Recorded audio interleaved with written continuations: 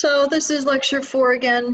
Going to go through this part relatively quickly. There used to be more of an emphasis on predicting products on the AP test. They've kind of taken that off. So you used to have to memorize what we call the activity series, and it is very similar to the one I gave you on the bottom of your solubility table. So I just want to explain it, and I'm really going to just kind of go through it very quickly. Higher on the activity series, these metals are the most active, while the ones further down the list are the least active. And the ones I want to focus on are, of course, silver, platinum, palladium, platinum, and silver. Silver and gold. These are very inactive. And if you think of the jewelry that we have, you wouldn't want to buy a piece of jewelry that would just disintegrate over time or react with everything else. So as you go down this group, it becomes less and less active. So the more active metals always reduce the less active cation. So since copper is higher on the list than silver is, that means you will get a reaction between copper and silver nitrate, which is, of course, a very famous reaction that you did first year chemistry. So what happens is the copper is replacing where the silver is, and it's really a change in oxidation state. Copper is at a 0 oxidation state, and it's going to a +2. Silver is a +1 going to a 0 oxidation state. So this next equation is called its net ionic equation because the nitrate is your spectator. So copper will react with a silver nitrate solution. But if you were to do it the opposite way, put a piece of silver into copper to nitrate, you will not get a reaction. So NR is called not reaction in this situation. So again, there used to be more emphasis on this, but this is, again, why single replacements, some single replacements work and some do not. Another thing is hydrogen is in the middle of that group. Metals react with acids to produce hydrogen ion and then a cation. It works with the first 3 groups, so group 1, 2, and 3, but it does not work if you go to group 4 or 5. Then you would need nitric acid specifically in order for it to work. So I'm just giving you some extra notes here on this. Copper plus nitric acid, this used to be an equation that you needed to know as well. But again, that's kind of changed over the years, but I still like reviewing a couple things. Activity series of the halogens, do realize that fluorine is the most active. It is small, it needs 1 more electron. It's the most electronegative element we have on the periodic table. So it is the most active, iodine is the least active. So the more active halogen will react with the ion of the less active halogen. So if I have chlorine, if that's above iodine on this list, so chlorine's going to replace where iodine is, that will work. But iodine will not be able to replace anything above it. So that is where you're going to get no reaction. So again, this is the element form of the chlorine. This is iodine. This is the ion. So you're comparing an element to an ion. Versus in the other example, metals replacing other metals. So the halogens just have their own schematic, and it is in the order of the periodic table. So again, not much emphasis on that anymore, but I still kind of put it in the notes. All right, so what I'm really going to spend my time on in this video is talking about doing calculations of concentration of solutions. So realize when we're talking about solutions, we're talking about aqueous solutions. We will talk briefly in second semester about other ways you can make solutions with other solvents, but really we are talking about aqueous solutions. And I always introduce molarity pretty early on because you're going to see it on the bottles we're using, you're going to see it in labs, in other situations. So molarity is the major way we do concentration. Again, we will cover some of this in chapter 13. But molarity is moles over liters, moles over liters. So it stands for moles of solute. So again, solute is what's being dissolved, over the liter of solution. Okay, so solute is what's being dissolved. And then the solution is the combination of the solute plus the solvent. And again, for our intents and purposes, we're going to be dealing with aqueous systems. The solvent's going to be water, but you can dissolve in other solvents as well. Now, we will talk more extensively about solutions. So the calculations I give you are going to be relatively straightforward. Although when we get to second semester, we're going to spend a little bit more time on that. So let's do a couple calculations here so you can kind of see how this works and mention a couple things that are important.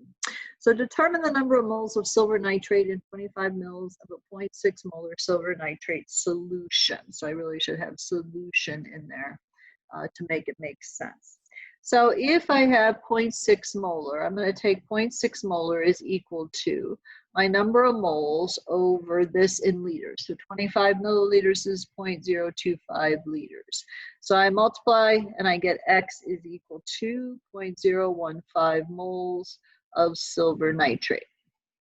Okay, calculations are relatively straightforward, but instead I'm going to focus on a little bit more of the understanding of solutions and the forming of solutions. So what I'd like you to write down underneath your calculation there is put silver nitrate, and we're going to put an arrow. This is solid. Silver nitrate is solid. We're going to dissolve it in water. So when we do that, we break it up into its two ions, okay?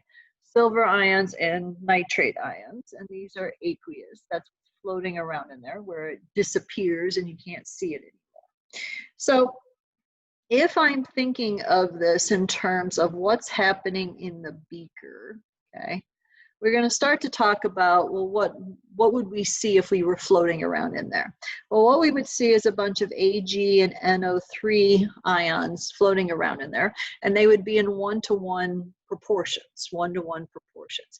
I would have no silver nitrate as a complete molecule in there.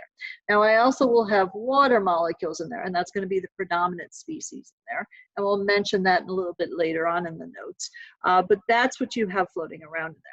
Well, in terms of concentration, if I have a 0.6 molar silver nitrate solution, that means I have a 0.6 molar silver ions and 0.6 molar nitrate ions floating around in that beaker. I am just as likely to run into silver ions as I am a nitrate ion. So this is going to be, again, it's not an additive property when you have a solution.